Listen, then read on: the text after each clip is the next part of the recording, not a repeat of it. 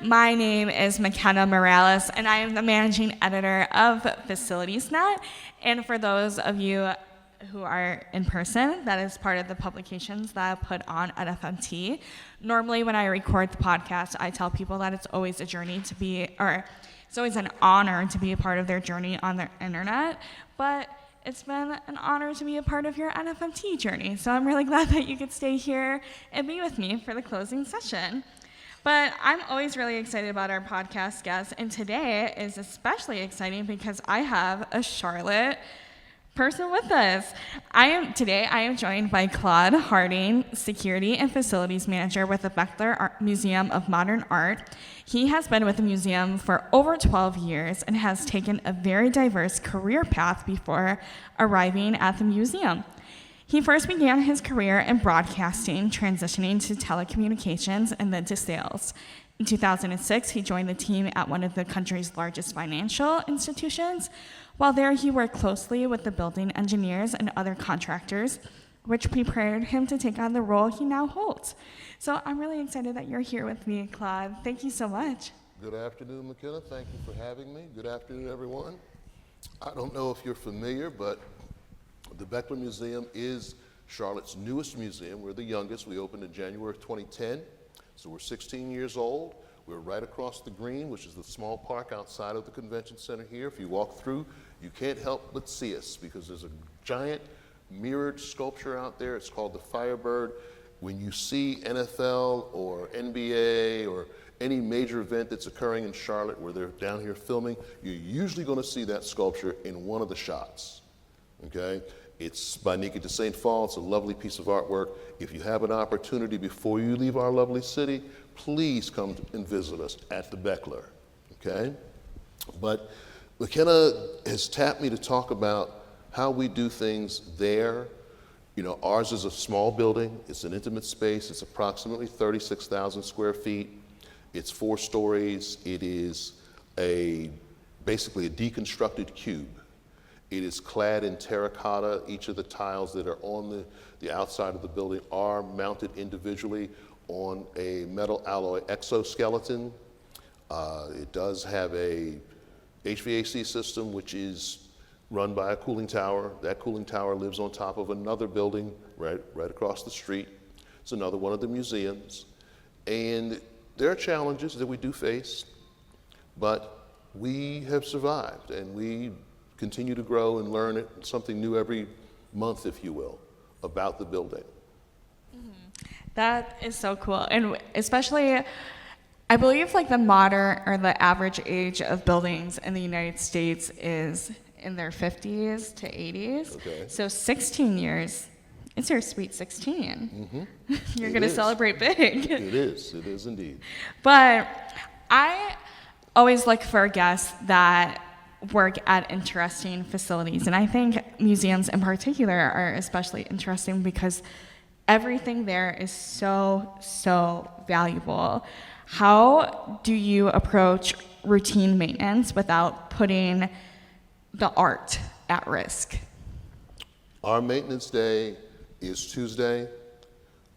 In Charlotte, the 2 other museums that are also right down the street from us, they are closed on Monday. We are open on Monday, but closed on Tuesday. So Tuesday, if I have to bring in contractors doing some significant work, they'll come in on a Tuesday. There's no guest traffic, what have you. They are free to move about the building. Our contractors are taught at the time that they start their work where they can be. They know not to be too close to the art. It depends on the work that they're doing. But typically, they're very much aware of where they're working and what's around them, what have you. So it's worked out very well. We've never had an incident where a contractor has damaged a piece of artwork. That, knock on wood, but it's never happened. I appreciate you doing it too, because just like, so every Tuesday you do maintenance? Every Tuesday. That's our prescribed maintenance day. Now, there are times when you need to bring someone in before that, and I say bring someone in because in our situation, we have a very small staff. So I serve in some ways more as a liaison and it's a hybrid situation. Our building is owned by the city of Charlotte. The institution is run by the Bechtler Museum of Modern Art, obviously. And so there are things that I am responsible for, but then there are things that the city is responsible for. So if there's, say for example, an issue with plumbing, I reach out to my contact at the city, my city building engineer. He then reaches out to a city contracted plumber. And we bring them in, they do the work that they have to do, again, cognizant of where they are, what they're working around, what have you. Most of our situations, there isn't any, since we're talking about plumbing, there's no water really anywhere near the galleries. You have laboratories on the first floor, you have one in the lower level office area, you have one in the third floor office area, but there's no water in those areas. The only water that might impact those areas would be coming from the sprinkler system. And it hasn't happened, again, knock wood. I know that on SNL, they always say that run-through nights or read-through nights tend to be like really stressful for the cast members. Is that how you feel about Tuesdays? I would hate it. I would just hate it.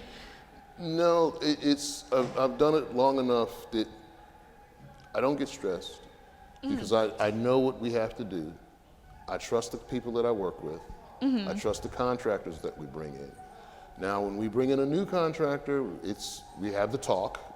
We must have the talk, and that's usually myself, the registrar, who's the woman who's responsible for the artwork, making sure that that's safe, what have you, and we'll have the talk. If we are doing, say, construction, so if you can picture it, our fourth floor, which is the largest floor in the building, that is the largest gallery space. Depending on the exhibition, and it hasn't happened in a little while, we may need to build a temporary wall, or we may need to demolish a temporary wall. Well, when you're working with drywall and plywood, what have you, that creates dust. When you're changing exhibitions, you have to repaint the walls. You gotta patch them, you may have to sand them where you patched, and you have to repaint them. If there's sanding going on and you're creating dust, there's a device that's called a festool. The festool attaches to your sander and it acts like a vacuum. And we did, one of the last major ones we did was in our lobby because there's a very large exhibition wall there. And the contractor that we brought in, they worked with one of our wallpaper hangers, which we have hung wallpaper, and they were removing that wallpaper, but then they had to patch the wall. And they actually put up, I wouldn't call them drop cloths, but plastic, sheet vinyl, around the entire area of their workspace. Used the festool, and dust was kept to a bare minimum, which works great. We do certain things so that we don't have dust, because when you get dust, you can't really get rid of it.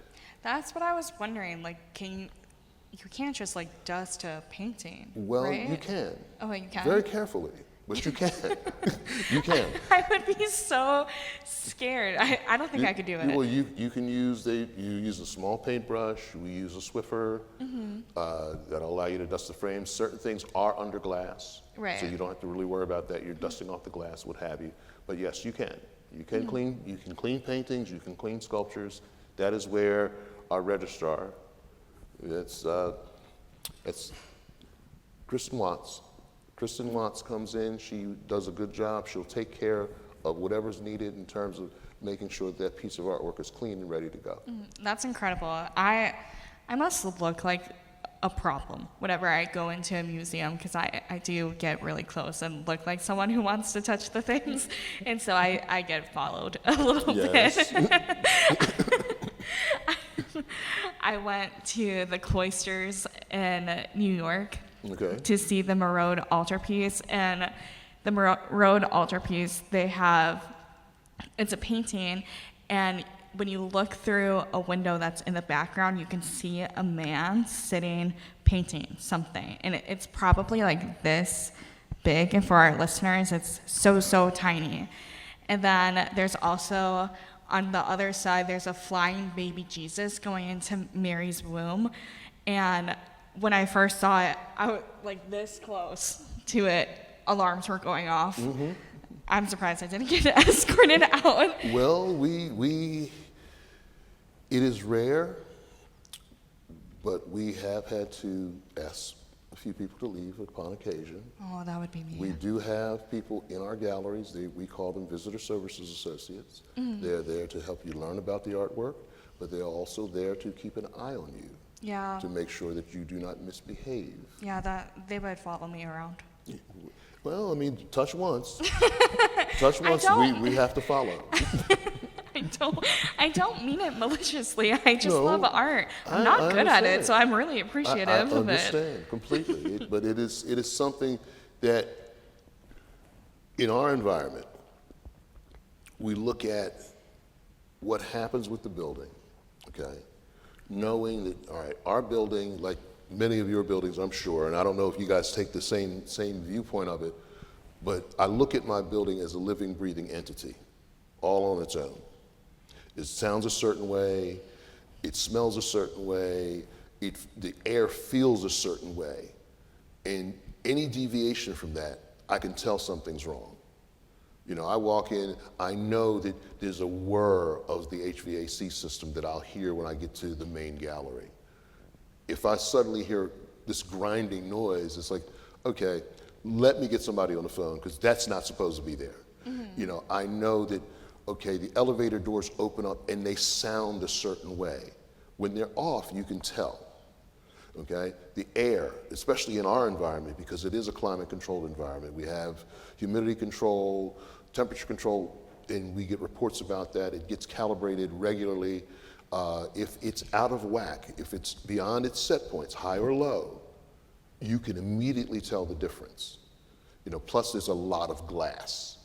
You know, if you've seen the building, it's a 3.5-story atrium in the center of the building, and you can see it, you can feel it. It's alive. That is a really interesting point. I recently interviewed Joan Stein, who is an ADA specialist that presents at the conference a lot, and she said that facility managers are the social workers of the built environment because of how much they care about the people inside their building and about the building as a whole, too. Yeah. So I really liked what you said, that you view it as a living entity, because at that point, it's like your baby, a little bit. It is. I mean, we've had people come in and we want to do this, and sometimes it's because of an event, what have you, and the event planner says, oh, they want to do this, so can't do that. So we did it. So, you may have done it over there, but you can't do it here. And this is my house. Mm-hmm. This is my house. I'm responsible for making sure that those lights stay on, that the water that needs to run stays running, that the water that isn't supposed to run doesn't run. Responsible for making sure that, you know, our alarm systems work, that the doors all work. You know, we've had a situation where at one point, some years ago, our rear door, which is a very tall door, very heavy door, it had 3-point hinges. And they were told very early on, that's probably not the right way to do that. We probably need a piano hinge. Excuse me. And the person in charge at that time said, well, they didn't want a piano hinge. They didn't like how it looked. Well, time went by, and one night, as an event was ending, guess what happened? What? The door started coming off the hinges. Oh, no. Yes. And we had to quick secure it, block it off, and nobody could use that door for a couple of days. Mm-hmm. Because had that door fallen on someone, they might not have lived to tell about it. Oh, That's man. how heavy that door is. And so we now try to be much more proactive about things and thinking about not only what we may want to see aesthetically, but what could go wrong with what we're trying to do. Mm-hmm. There are times when somebody wants to do something, and while it sounds great, it's not the safest way to do it. Right. It's not, you know, the best way to do it for all parties concerned, because we are a public institution. People come in and out all day. We have events that have sometimes hundreds of people. Mm. We did an event Last spring, it's coming up again. We did it. It was a multi-museum event. There were close to 3,000, if not more, people outside at the intersection where the museums are. And they were there. It was a block party. Okay. Well, by the time the event was over, nearly 8,000 people had come through. Right. 3,000 of them came into the museum. Of course, not all at once, but through that evening. And when that happens, you have to be prepared for whatever may go on. And so we try to do that. How do you get people, are people usually pretty respectful when you say that you can't do stuff, or do they try to push back? That's a yes or no. Yeah. It really depends on the person. We've had some people that wanted to be belligerent. We've had that. We had a young man at the end of the day some years back who had been told our day ends at 5 on a typical day. He came in at, 4:40. He was told, you only have a few minutes left. We really don't, we don't admit people after this time. Oh, I'll be quick. I just want to do a quick walk around. And they relented. The desk staff relented and let him do that. When he was told that, okay, now it's time to leave, well, he behaved a bit like a 5-year-old. He went into the lobby. He sprawled out in the middle of the floor in protest. Like laid on the floor? Yes. And while telling me that he worked for the 3rd largest law firm in the city and what have you, and I said, well, after today, you will not. And I, said, look, call the police. This is what we have to do. If you won't leave, we'll make sure that you do. Right. And when he was told that the police were going to be called, he finally got up and left, but then he made faces through the window. I'm not kidding, folks. This is what happened. It just seems like, especially in a situation like that, you have to communicate with your team, with other teams all the time. How do you ensure that communication remains successful? Well, we do use email, of course. We do have radios, and we're small enough that I can visit your desk. So we will powwow. When we have something going on, we will powwow in the hallway. I might come to your desk. We do a lot of communication verbally, and followed up with an email versus an email and then follow up with the conversation. Right. Because sometimes things happen very quickly. Exactly. Sometimes things happen slowly. Okay? When they happen, depending on what it is, I need to notify our director. I need to notify our chief of staff, but I also need to notify other folks. Maybe the engineering team, our building engineers. Maybe I need to notify the visitor services associates. Maybe I need to notify the registrar. But we make sure that all happens, and if it means running up and down the steps, which does happen upon occasion, right, that's what you do. Yeah, and maybe it's because I'm a young person who complains when people call me. I'd much rather have them come up to my desk and stuff. But I really do think communication is important, and it's something that people often struggle with. And I think there's a big misrepresentation in facilities management about how it's a solo career. You don't have to work with a team, but you do. You do. Look, I'm not a plumber. Okay? I'm not a plumber. I'm not an HVAC guy.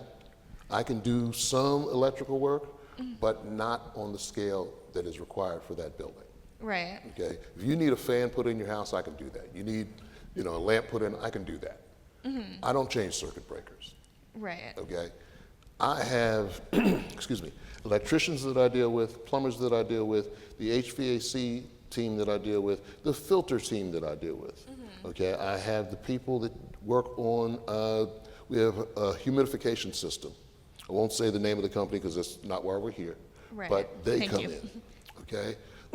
We have a lot of different contractors. When it's time to refurb the gallery spaces, well, I have to get lifts. Right. I have to set up the lighting, get the lighting guys to come in. Okay, they just finished yesterday because we're opening up a new exhibition, opens to the public on Saturday. I have to bring in the painting contractors. Right. So I have to talk to all of these people. And the key to being able to do what I do, and probably what everybody else does in here, is building relationships. Right. You build that relationship. I have to talk to the people that handle parking, because I've got a couple of big trucks coming. Right. Okay, where are we going to put them? You've been here long enough to know parking here in Charlotte is not a pretty thing, right? So I have to now reach out to the parking folks and say, hey, I need to buy a couple of spaces out in front of the building, and they work with me. Right. You know, so all of these people are my team. Right. They're all my team. And so when we do that, we work together. I have people that's, the parking folks. You sent your request in, but you didn't come get the passes. Right. When are you coming? Okay. You reach out to the painters and say, okay, we need you to come in this day and this day. If need be, can you work Saturday? Yes, we can. Hey, you forgot to send us the paint colors. Right. We work together. I refuse to get into a situation where I have to start yelling at someone. Okay. You If seem very calm. I have. You get to a certain point in life, I really think it's imperative to kind of start taking a bit of a stoic approach. If I can fix it, then I'll fix it. Right. If I didn't break it and I can't fix it, there's no point in me getting crazy about it. I don't want to drop over from stress. Right. I need to Just- adopt, it's- I need to you adopt take that a little zen, bit. You take the Zen moment, and you say, okay, let me see. Oh, well, it was on fire when I got here. Okay, so I'm not responsible for that part, but I can get it fixed. And then you start making your phone calls. Right. You make your phone calls, you say, look, I know it's the last minute, but we really need your help. And I always say, we really need your help. Yes. And when I say we need your help, people have jumped through hoops to help us because of that word. Really? Yes. Why do you think that? Because when I watch people say, you got to do this, Oh, yeah. nobody has to do anything. Exactly. People can just say, look, I don't have to do anything. I'm leaving. And walk away. And you can't do anything. You can't stop them. Right. But when you reach out to somebody and you say, look, here's the situation. This is what I need from you. We like fulfilling each other's needs. As people, we all like fulfilling needs of others. We do. And when you express that need, people will do anything for you. Yeah. They love, hey, they needed us. And so here they come. I love that.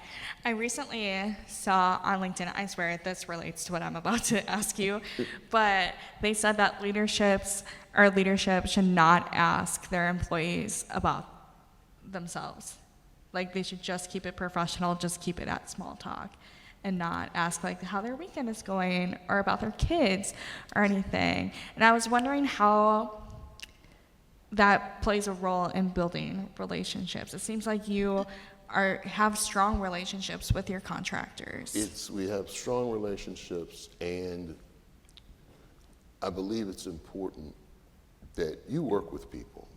Okay, let's face it, we're not machines. Okay, we're not going to be replaced by AI. Okay, because what we do can't be done by a computer program. Right. Okay, AI can't change a light bulb. It can't change a pipe. It can't unclog a drain. It might be able to tell you how, but it can't do it. Okay? I see you every day. I talk to you on the phone a couple times a month. Hey, you got kids? Yeah, I got kids. Did your kid do this? Yeah, my kid did that. What'd you do? It helps us learn and grow as people. It helps us, I'm older. I'm a senior, okay. That's not true. You're like 20 years old. You're like 20. What are you Okay. talking about? You flatter me. No, I work with people, a lot of the people I work with are younger than I am. Okay. A couple of them are newly married. They just had a child. Okay. Well, how's the baby doing? They're excited. Somebody comes and say, man, my wife and I are going to have a baby. And you go, oh, okay. That's, you have to feed off of other people's enthusiasm. They have to feed off of yours. When you do that, it makes for a much better, much healthier work environment. If you don't care about the guy working next to you, what's going to happen when you need something or you're in trouble? Something's going on and you're like, get the ladder. Right. What? Why? Because it's important. It's really, really important to have those relationships. If something happens and you've got to step away for, half hour, 40 minutes, and you say to your coworker, hey, I have to go make this phone call. It's critically important. I'm not doing that for you. But if you have that relationship, go ahead, handle your business. Right. They've got your back. You've got theirs. Because you never know when you're going to need that person, Right. to do something that you can't do by yourself. We're not in this alone. Right. Our building, the Bechtler Museum of Modern Art, is connected to the Night Theater. Right. We have an adjoining wall. Our fire system is interconnected. They're the main panel. We are the sub-panel. Why that was done, I don't know. I wasn't around when they built the building, but they did it, okay? There are times when I have to go over there to their building and put their panel in test Okay. because work is being done. Right. I have to also put our panel in test. Maybe the work's being done on my side. Well, I put my panel in test, but I got to go over there and put theirs in test. Right. Do I need to have a relationship with their security team, their production team, their building services team? Yes, I do. Okay? If I have an emergency, I've been able to call upon their building services team to come over and take care of the emergency or help me take care of it. Right. Things like that. Having those relationships has made my job significantly easier than not having them. Yeah. I don't know what I would do without my coworkers. And I'm not saying that just because my boss is in the room, but you've been a great audience member. You're telling me what the noises are in the hallway. You're knocking on wood for us. I really appreciate it. But I don't know what I would do without them because they have been so helpful in times where I have had hardships and they make work a lot easier. So I agree. You have to be kind. You have to have it. So back to maintenance, because we do have some sustainability people in the room. How often do you calibrate environmental monitoring equipment? Our systems are calibrated automatically pretty much every day. Okay. We have the system for the main part of the building. We have a system for the collection storage part of the building. Each of them has a high and low set point. If they are out of that set point range, out of range, there's an alarm that goes off. It goes off on a city computer. Our city building engineer immediately gets that alarm, hits his phone, and he's able to go into the computer from his desk and make adjustments. Right. If I walk into the building and it feels oddly humid, it's a phone call. Right. Okay, and so that happens consistently. We get reports once a month, and it monitors every day throughout the day. I am curious because some artwork needs different temperature and humidity levels compared to others. Do you gotta put them in the same rooms or the same areas? It's a standard range. Okay. So your humidity should be, I want to say, no greater than approximately 55% in that room. Temperature is measured. The high end on the temperature, I want to say, is going to be 70 degrees. And it's because of the nature of the building, you could not go and adjust the temperature. Right. You could move it up by 2 degrees. 2 degrees above, 2 degrees below, which is almost unnoticeable. Right. Our building, like most buildings with cooling towers, there's actually no heater and no air conditioner. At all? At all. You have a tower. That tower, basically it's a big tank. It's filled with water. Right. Okay? What you're doing is you're raising and lowering the temperature of the water. And then you're blowing a fan across across it, which then is sending out the air to where it has to go. Oh. Okay? So you go to an office building, you could pick an office building, just about any one of them.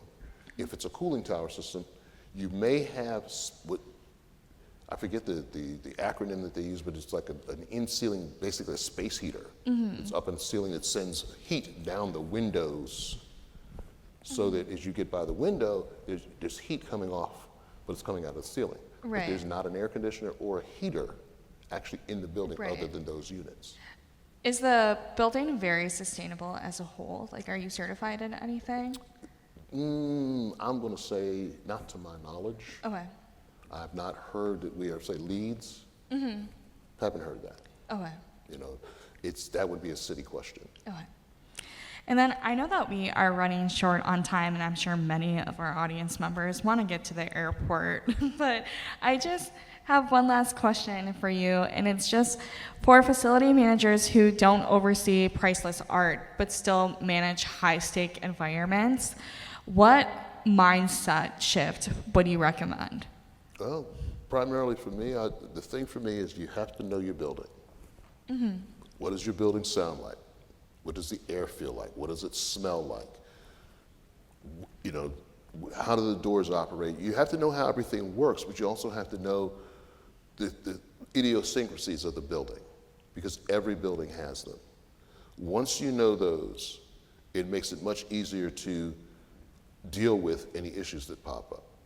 If you know that, okay, we keep getting a sink clog in this area, what kind of soap's being used? How much water pressure is occurring?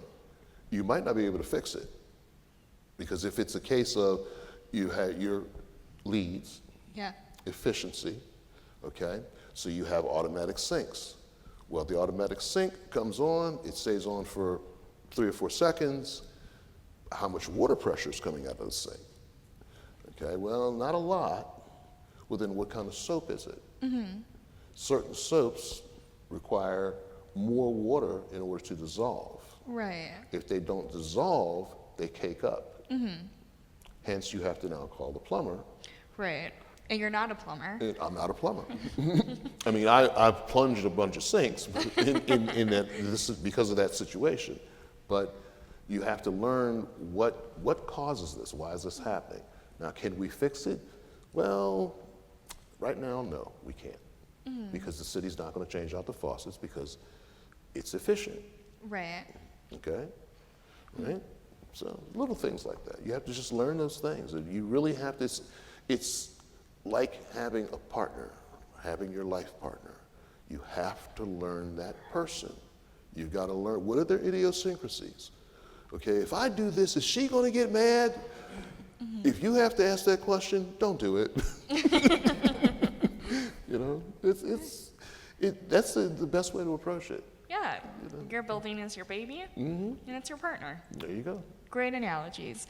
Well, thank you so much for joining me today, Claude. I really appreciate it. It's Thank been you so great much getting for to know having you. me. Oh my gosh. And we talked about music for like 20 minutes today. He has a wealth of knowledge. He used to do radio stuff. But thank you so much for joining me. And for all my audience members today, thank you so much for attending NFMT. We'll see you next year in Baltimore. Thanks, everyone. Safe Thank travels. Thank you for listening to the Facilities in Focus podcast. Facilities in Focus is a product of the facility market, which houses FacilitiesNet, building operating management, facility maintenance decisions, and healthcare facilities today. Thank you to our sound and video editors, Paul Ellertson and Johnson Delapet. Thank you to Morgan Johnson for designing our logo. Thank you to Dan Welton, Dave Lubaugh, Dan Hounsell, Jeff Forden, Elena Myers, Cora Lallo, and everyone else at Trade Press Media Group. And of course, thank you, Dalton, Holden, and Baby Girl. It's always a pleasure to be a part of your journey on the internet. For comments, or if you are interested in being a guest on Facilities in Focus, please email me, Mackenna, at fnpodcast@tradepress.com.